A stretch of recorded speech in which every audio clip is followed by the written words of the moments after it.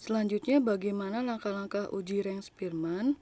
Pertama, kita lihat ke variabel X. Nilai-nilainya itu diberikan peringkat dari 1 sampai ke N, ya. Jadi dikasih ranking 1 sampai ke N berdasarkan variabel X itu saja, tidak perlu diurutkan posisinya.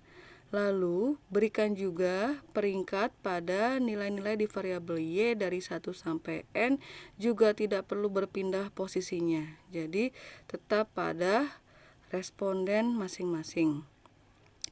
Lalu nomor 3, jika terdapat angka-angka yang sama, maka peringkatnya harus dijadikan rata-rata. Sama seperti uji U. Mann-Whitney, uji H. Kruskal-Wallis, dan juga uji J. Wilcoxon. Kemudian yang nomor 4, nah di sini kita lakukan penghitungan selisih antara masing-masing sampel. D kecil ini artinya difference, ya, selisih.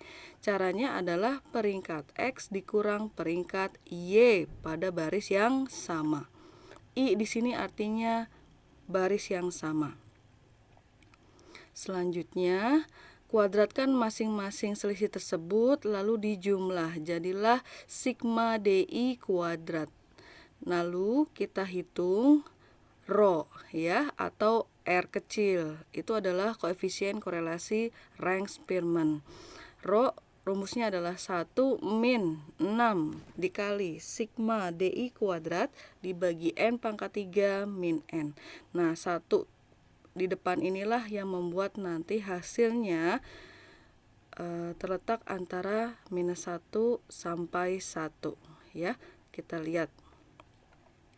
Nah, berdasarkan Profesor Dr. Sugiono dalam bukunya tahun 2007, dia mengumpulkan aturan-aturan untuk mengambil keputusan. H0 ditolak jika rho hitung lebih besar atau sama dengan rho tabel. Dan H0 diterima jika rho hitung kurang dari rho tabel. Dan juga ada kekuatan korelasi dari rho hitung, dimulai dari sangat lemah sampai sangat kuat. Yang saya suka adalah di sini angkanya itu detail sampai 3 digit di belakang koma, ya. Kemudian ada lagi nih positif sama negatif, yaitu berdasarkan arah korelasinya. Kalau bergerak dari kiri bawah ke kanan atas itu positif. Kalau bergerak dari kiri atas ke kanan bawah itu negatif. Maksudnya positif tuh gimana? Dia searah antara hubungan X sama Y. Kalau X meningkat, Y juga meningkat. Kalau X menurun, Y juga menurun. Sedangkan yang berlawanan arah, nah di sini ada perbedaan. Jika X meningkat, maka Y menurun, atau jika X menurun, Y meningkat. Kemudian ada beberapa rumus uji statistik untuk rho. Yang pertama adalah rumus untuk N sampai dengan 30. Jadi sampai 30 bisa digunakan rumus ini dengan syarat tidak ada angka atau peringkat rata-rata, ya. Jadi tidak ada nilai yang sama dan tidak ada peringkat rata-rata. Jadi pakainya rho untuk nomor 1.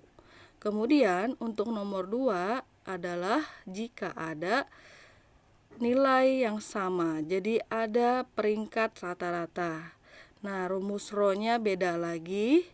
Untuk sigma X dan sigma Y bisa dilihat di slide berikutnya.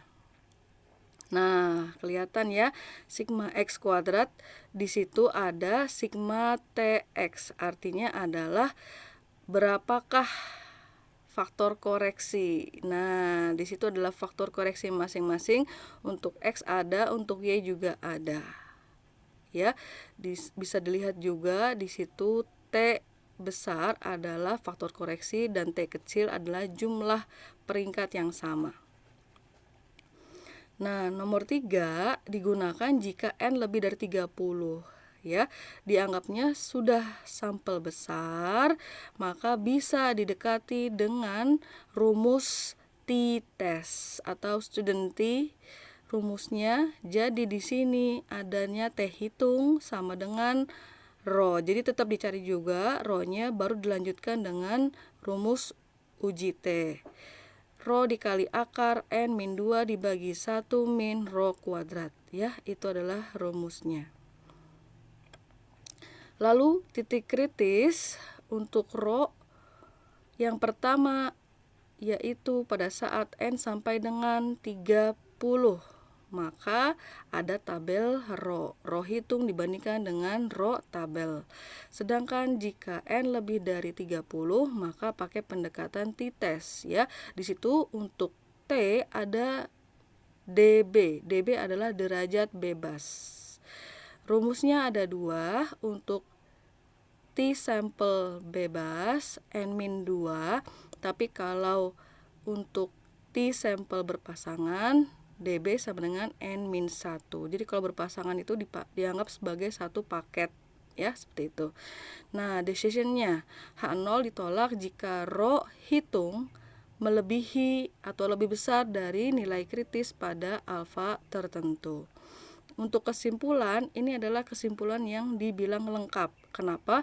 Karena memuat 4 hal. Yang pertama, ada tidaknya hubungan antara X sama Y, arah atau bentuk hubungan, misalkan negatif atau positif, kekuatan hubungan yang tadi ya berdasarkan Profesor Sugiono, kontribusi X terhadap Y. Nah, itu adalah KP. Berarti apa?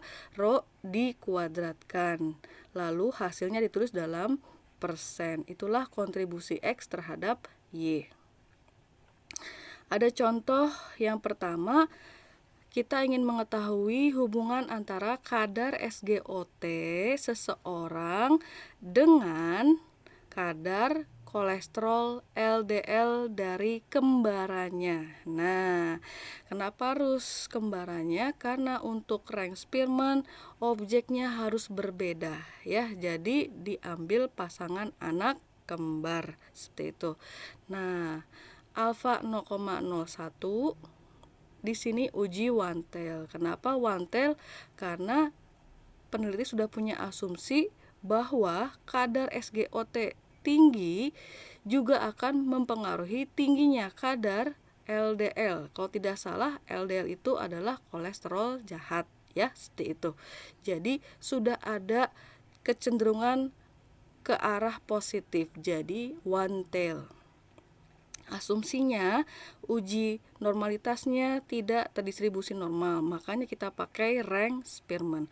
Kalau normal bagaimana? Sebaiknya pakai korelasi Pearson, nanti juga kita bahas ya.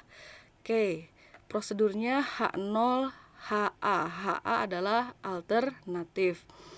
H0 tidak ada korelasi yang nyata dan positif. Nah, positif tadi ya karena one tail antara SGOT seseorang dengan LDL saudara kembarnya.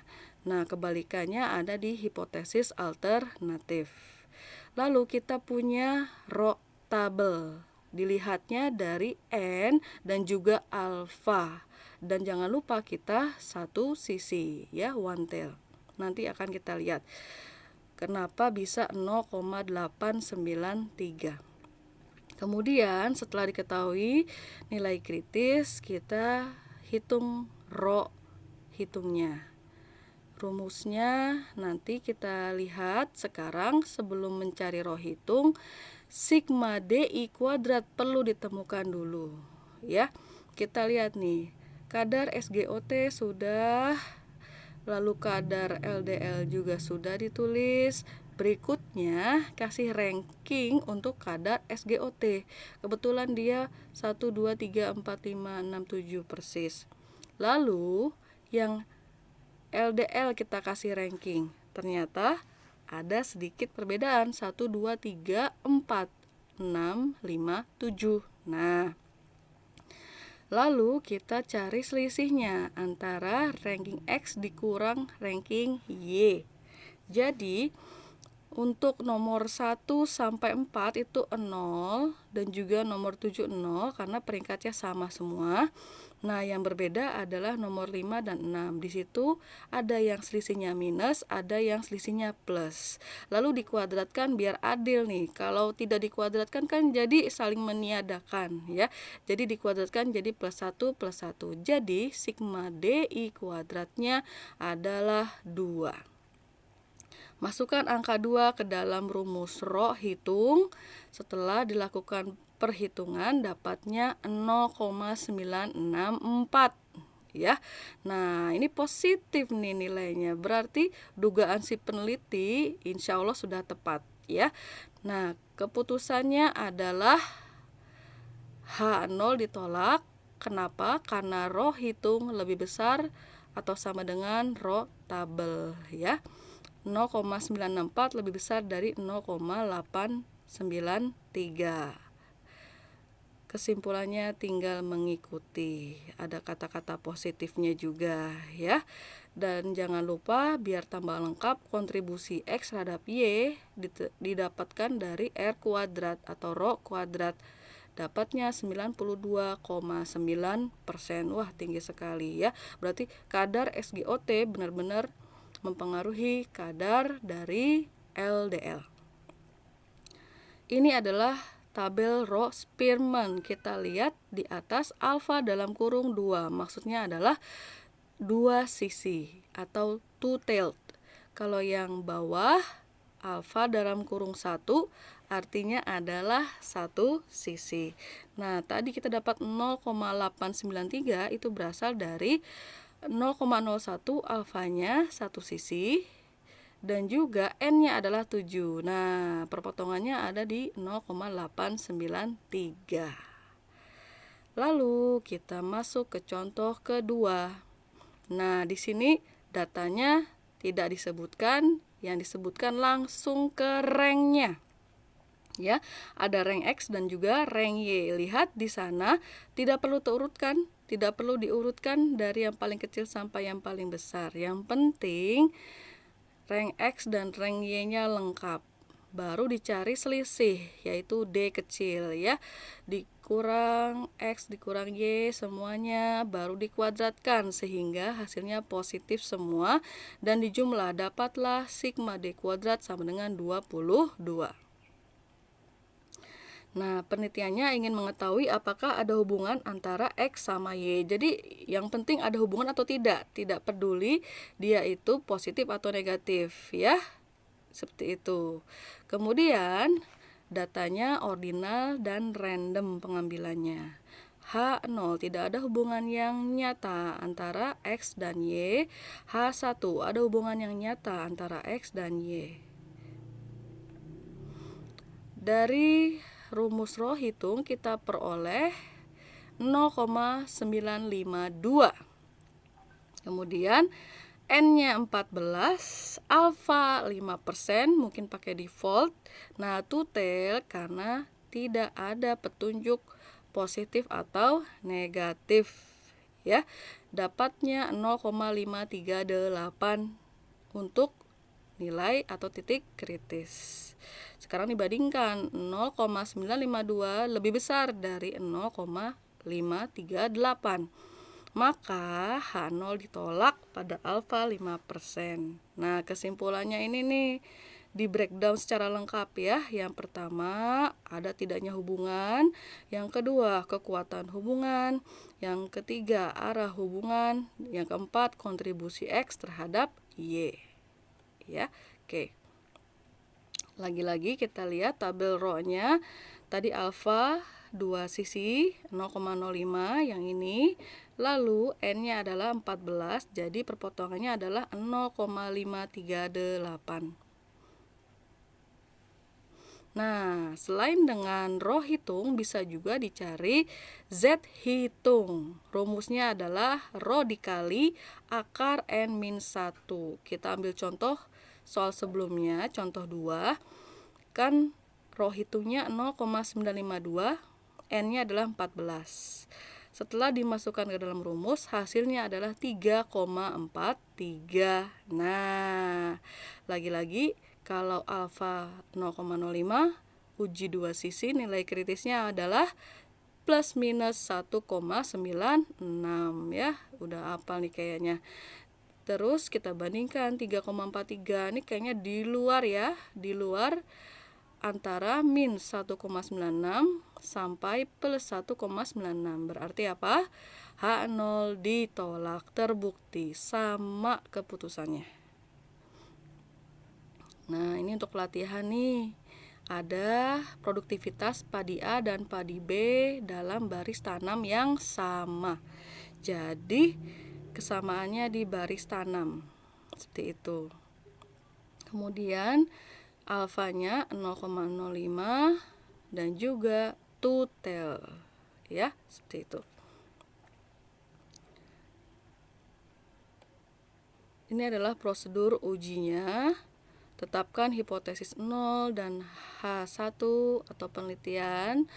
Lalu tentukan nilai rho tabel pada N sama dengan 12, alfa 0,05, dua sisi. Selesaikan tabel yang ada pada slide selanjutnya. Jadi sudah ada. Nah, sebagai pembantu untuk membuat tabelnya. Untuk mencari apa? Tabel tersebut sigma D kuadrat ya. Setelah dapat, cari rho hitung, lalu bandingkan antara rho hitung dan juga rho tabel. Nah, ambil keputusan dan tarik kesimpulan secara lengkap nih. Saya pengennya yang 4 tadi ditulis semua. 4 komponen ya. Kemudian hitung juga nih sebagai tambahan nilai Z pakai rumus yang tadi sudah dicontohkan. Apa juga keputusannya ya. Nah, tinggal diisi ranking X, ranking Y, selisih kuadrat, lalu cari totalnya sigma DI kuadrat. Itu saja untuk uji korelasi rank Spearman. Atas kekurangannya saya mohon maaf. Terima kasih banyak. Wassalamualaikum warahmatullahi wabarakatuh.